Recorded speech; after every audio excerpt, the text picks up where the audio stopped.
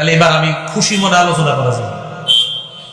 তাহলে সাকিব গোত্র সুদের টাকা চাইলো, তারা কি মুসলমান না অমুসলমান?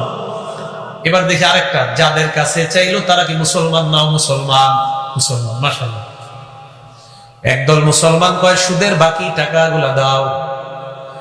মাখজুমি গোত্র তারা মুসলমান, তারা জবাব দেয় লা নুতির রিবা ফিল ইসলাম, ইসলাম গ্রহণ করেছি আমরা সুদের টাকা দিব না। একদল মুসলমান কয় দাও, আর একদল মুসলমান কয় না, দিব না। দুই দল মুসলমানের মাঝে বিশাল বড় ঝগড়ার সম্ভাবনা।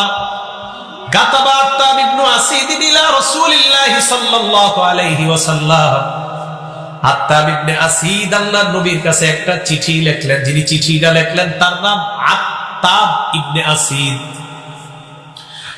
নবীর কাছে চিঠি পাঠাইলেন, ইয়া রাসূলুল্লাহ, ইয়া হাবিবাল্লাহ, সাকিব গোত্র মুসলমান, মাখজুমি গোত্র মুসলমান, একদল মুসলমান আর একদল মুসলমান নেই, কয় সুদের টাকা দাও।